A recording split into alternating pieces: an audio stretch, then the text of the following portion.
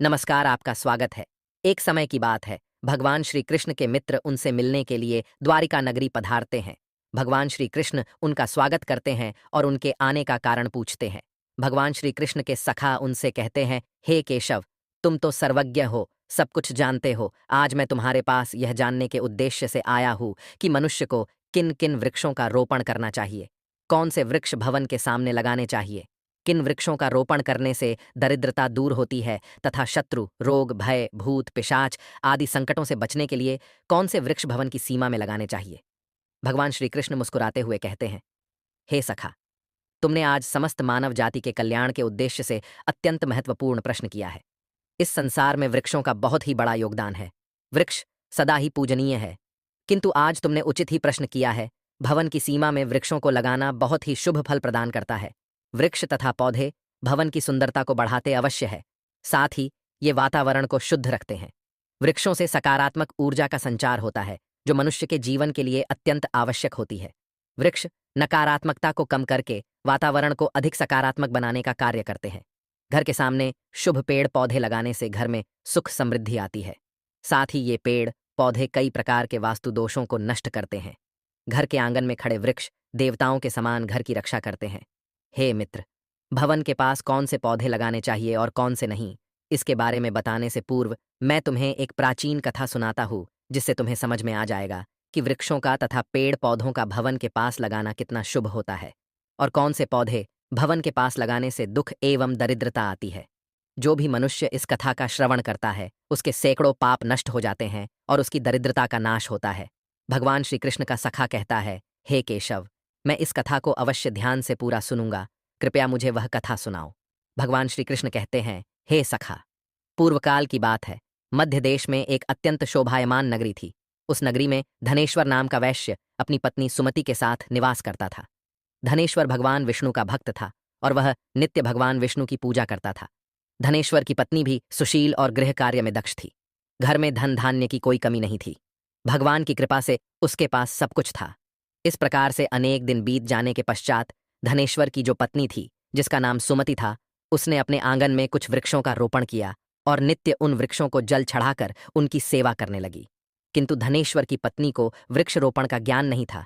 उसे जो वृक्ष प्रिय लगे उन्हीं वृक्षों का रोपण उसने किया। जो वृक्ष अशुभ होते हैं, उन्हीं वृक्षों का रोपण उसने अपने घर के आंगन में कर दिया, जिस कारण से उस वैश्य धनेश्वर को व्यापार में काफी सारा घाटा होने लगा। उसके घर में रोज कलह होने लगा। पति पत्नी में बार बार क्लेश होने लगे। उन दोनों के जीवन में अनेक कठिनाइयां आने लगीं। धनेश्वर का सारा व्यापार डूब गया और उसका सारा धन भी नष्ट हो गया। अब धनेश्वर के पास अनाज भी खरीदने के लिए पैसे नहीं थे। वे भूखे ही रहने लगे, जिससे क्रोधित होकर उसकी पत्नी भी गुस्सा करने लगी।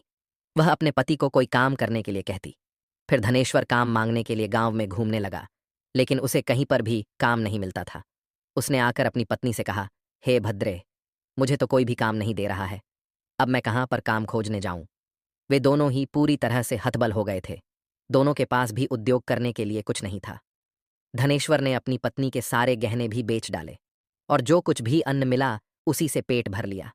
इस प्रकार से अशुभ वृक्ष लगाने के कारण दोनों के ही जीवन में घोर दरिद्रता और संकट आने लगे, किंतु वे दोनों ही इस बात को नहीं जानते थे। फिर एक दिन एक साधु महात्मा धनेश्वर के घर पर पधारते हैं। उन्हें देखकर धनेश्वर उन्हें प्रणाम करता है और कहता है, हे साधु महाराज, पधारिए, इस गरीब के घर में आपका स्वागत है। कहिए, मैं आपकी किस प्रकार से सहायता कर सकता हूँ। वे साधु महाराज कहने लगते हैं, हे महोदय, मैं तीर्थ यात्रा पर निकला हूँ। विश्राम करने के लिए कोई जगह खोज रहा हूँ। यदि आपको कोई कष्ट न हो तो मुझे अपने घर में स्थान दे दो। मैं अनेक दिनों से भूखा हूँ, कुछ भोजन भी प्राप्त हो जाए तो बड़ी कृपा होगी। साधु महाराज के ऐसे वचन सुनकर वह धनेश्वर कहने लगा, हे साधु महात्मा, आप अवश्य ही कोई पुण्यात्मा दिखाई पड़ते हैं। आपके मुखमंडल पर बहुत तेज है। आपकी सेवा करने का मुझे सौभाग्य मिल रहा है। आपकी सेवा करके मुझे बड़ा आनंद मिलेगा। कृपा करके आप घर के भीतर चलिए। फिर वह साधु महाराज उस धनेश्वर के घर के भीतर जाते हैं और विश्राम करने लगते हैं। धनेश्वर उन साधु महाराज की बड़ी सेवा करता है, किंतु उसके पास अन्न का एक दाना नहीं होता है। तो वह अपनी पत्नी से कहता है, हे प्रिय, आज हमारे घर पर जो साधु महात्मा आए हैं वे बड़े पुण्यवान दिखाई पड़ रहे हैं। हमें उनके भोजन के लिए कुछ उपाय करना चाहिए।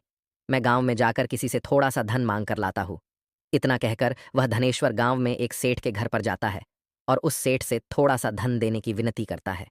किंतु वह सेठ उस वैश्य को धन देने से इनकार करता है और कहता है, तुम्हारे पास तो फूटी कौड़ी नहीं है, तुम मेरा धन कैसे वापस करोगे? धनेश्वर कहता है, हे सेठ, कृपा करके आप मुझे थोड़ा सा धन दीजिए, मैं जल्दी ही आपको लौटा दूंगा। यदि मैं धन नहीं लौटा पाया, आप मेरा घर ले लीजिए। धनेश्वर की बात सुनकर उस सेठ को उस पर थोड़ी दया आती है और वह उसे धन देते हुए कहता है, हे वैश्य, यदि तुमने धन नहीं लौटाया तो तुम स्वयं ही मुझे अपना घर सौंप दो। धनेश्वर कहता है, हे सेठ, मैं वचन देता हूं, यदि मैंने धन नहीं लौटाया तो मैं आपको मेरा घर सौंप दूंगा। फिर धनेश्वर उस सेठ से धन लेकर बाजार से दूध, चावल, सब्जी, आटा, शक्कर आदि चीजें खरीद लेता है और लौटकर अपने घर आ जाता है। फिर वह अपनी पत्नी से कहता है, हे प्रिय, तुम उन साधु महात्मा के लिए भोजन बनाओ। फिर धनेश्वर की पत्नी भोजन बनाती है और उन साधु महात्मा को भोजन परोसती है। इस प्रकार से उस धनेश्वर की भक्ति और निष्ठा को देखकर वे साधु महाराज बहुत प्रसन्न हो जाते हैं। भोजन हो जाने के पश्चात वे जाते जाते उस धनेश्वर से कहते हैं, हे वैश्य, मैं तुम्हारी भक्ति और आदर सम्मान से अत्यंत प्रसन्न हूँ। तुम्हारी जो भी कामना है मुझे बताओ, मैं अवश्य पूरी करूंगा। तब वह धनेश्वर कहता है, हे महात्मा, आपका आशीर्वाद ही हमारे लिए सब कुछ है, किंतु मैं आपसे यह जानना चाहता हूँ कि किस पाप के कारण मुझे दरिद्रता का दुख भोगना पड़ रहा है। हमने तो भगवान विष्णु की भक्ति की है, फिर हमारे जीवन में दरिद्रता क्यों आई है? इसका क्या कारण है? और इस दरिद्रता को दूर करने के लिए मुझे क्या उपाय करना चाहिए? फिर वह साधु महात्मा कहते हैं, हे वैश्य, मैं जब तुम्हारे द्वार पर आ गया था तभी मुझे यह झांत हो गया था कि तुम्हारे जीवन में घोर दरिद्रता और संकट आए हुए हैं। क्यों? कि तुम्हारे भवन के सामने जो वृक्ष है वे ही तुम्हारी दरिद्रता के कारण है। इसीलिए तुम इन वृक्षों को हटाकर उनके स्थान पर शुभ पौधों का रोपण करो। तुम्हारी पत्नी ने तुम्हारे भवन के सामने जिन वृक्षों का रोपण किया है वे अशुभ वृक्ष हैं, उन्हीं के कारण तुम्हारी ऐसी दुर्दशा हुई है। धनेश्वर कहते हैं, हे महात्मा, कृपा करके मुझे बताइए कि घर के सामने कौन से वृक्ष लगाने चाहिए जिससे घर में सुख समृद्धि हो, और कौन से वृक्ष नहीं लगाने चाहिए। कृपा करके आप मुझे विस्तार से समझाइए, मैं आपका बड़ा आभारी रहूंगा। फिर वह साधु महात्मा कहते हैं, हे वैश्य, ठीक है, अब मैं तुम्हें उन शुभ वृक्षों के विषय में बताता हूँ जिन्हें घर के पास लगाने से शुभ फलों की प्राप्ति होती है। इसीलिए तुम ध्यानपूर्वक सुनो। हे वैश्य, किसी जलाशय के समीप पीपल का वृक्ष लगाने वाले मनुष्य को जो फल मिलता है वह सैकड़ों यज्ञों के समान होता है। जब पीपल के पत्ते उस जलाशय में गिरते हैं तो वे पिंड के समान होकर पितरों को तृप्ति प्रदान करते हैं। इससे सभी प्रकार के पितृदोष समाप्त हो जाते हैं। जो मनुष्य नित्य स्नान करके पीपल को स्पर्श करता है वह सभी पापों से मुक्त होता है और कभी पराजित नहीं होता है। पीपल को स्पर्श करने से लक्ष्मी की प्राप्ति होती है और उसकी प्रदक्षिणा करने से आयु में वृद्धि होती है। पीपल की जड़ में श्री विष्णु, तने में शिवजी और अग्रभाग में ब्रह्मा जी स्थित रहते हैं। अमावस्या के दिन पीपल को प्रणाम करने से जो फल मिलता है वह 1000 गाय के दान के बराबर होता है। इस संसार में पीपल के समान कोई वृक्ष नहीं है। साक्षात श्री हरि इस वृक्ष के रूप में पृथ्वी पर विराजमान है। पीपल के वृक्ष को चोट पहुंचाना अथवा उसकी टहनी तोड़ना महापाप माना गया है। ऐसा मनुष्य एक कल्प तक नरक में रहता है, और जो पीपल को जड़ से काटता है उसका कभी नरक से उद्धार नहीं होता है। हे वैश्य, अब मैं तुम्हें दूसरे वृक्ष के बारे में बताता हूँ। आंवले का फल समस्त लोकों में प्रसिद्ध और परम पवित्र है। आंवले को लगाने से स्त्री और पुरुष जन्म मृत्यु के बंधन से मुक्त हो जाते हैं। यह पवित्र फल भगवान विष्णु को अत्यंत प्रसन्न करने वाला एवं शुभ माना गया है। इसको खाने से सभी पापों से मुक्ति मिलती है। आंवला खाने से आयु बढ़ती है, उसका जल पीने से रोगों का नाश होता है, और आंवले को जल में मिलाकर स्नान करने से दरिद्रता दूर हो जाती है और सभी प्रकार के ऐश्वर्य प्राप्त होते हैं। जिस घर में आंवला सदा मौजूद रहता है उस घर में कभी दैत्य और राक्षस नहीं आते हैं। एकादशी के दिन अगर आंवला मिल जाए तो संसार के सभी तीर्थों से बढ़कर फल प्राप्त होता है। अपने केश में आंवला लगाने वाला फिर से मृत्युलोक पर जन्म नहीं लेता है। जिस घर के सामने आंवले का वृक्ष होता है वहां पर साक्षात लक्ष्मी नारायण निवास करते हैं। तीसरा है अशोक का वृक्ष। अशोक के वृक्ष में अप्सराओं का निवास होता है। यह वृक्ष शोक का नाश करने वाला तथा निराशा को समाप्त करने वाला होता है। इस वृक्ष को घर के पास लगाने से घर में सुख शांति बनी रहती है। अशोक का वृक्ष शीतलता और यौवन प्रदान करने वाला होता है। माँ लक्ष्मी ने जब देवी सीता के रूप में अवतार लिया था तब रावण द्वारा अपहरण करने के बाद उनका वास अशोक वाटिका में था। अशोक के वृक्ष ने माँ सीता की बहुत सेवा की थी। इसीलिए माँ सीता ने अशोक वृक्ष को यह वरदान दिया था कि जिस भी स्थान पर यह वृक्ष होगा वहां पर उनका सदैव ही निवास होगा। चौथा है पाकड़ का वृक्ष। प्रत्येक मनुष्य को पाकड़ का वृक्ष अवश्य लगाना चाहिए। यह वृक्ष लगाने से जो फल मिलता है वह महायज्ञ के समान होता है। कलयुग में मनुष्य यज्ञ नहीं कर पाएंगे, इसीलिए उन्हें एक पाकड़ का वृक्ष अवश्य लगाना चाहिए। पांचवा है नियम का वृक्ष। नियम का वृक्ष लगाने से सूर्यदेव प्रसन्न होते हैं। नियम का वृक्ष आयु प्रदान करने वाला माना गया है। इसे घर के पास लगाने से नाना प्रकार के रोगों से छुटकारा मिलता है। माँ लक्ष्मी को नीम के पत्ते अत्यंत प्रिय होते हैं, इसीलिए वह नीम के वृक्ष के पास निवास करती है।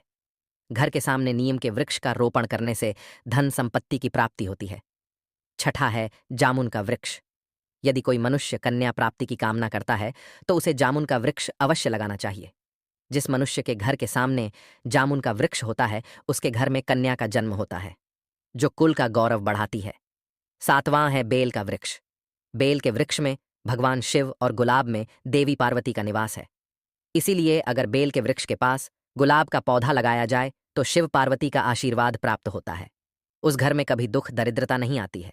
उस घर में कभी अकाल मृत्यु नहीं होती है और कोई स्त्री विधवा नहीं बनती है। आठवां है नारियल का पेड़। नारियल का पेड़ लगाने से पुरुष अनेक स्त्री का पति बनता है। नारियल किसी भी धार्मिक अनुष्ठान का आवश्यक अंग होता है। यह अत्यंत शुभ माना जाता है। घर के आंगन में नारियल का पेड़ होने से उस घर में हमेशा शुभता होती है और उस घर के सदस्यों का समाज में बहुत मान सम्मान होता है। सुंदर पत्नी की कामना करने वाले मनुष्य को अनार का वृक्ष लगाना चाहिए। पलाश का पेड़ ब्रह्म तेज प्रदान करता है, इसीलिए इसका रोपण अवश्य करना चाहिए।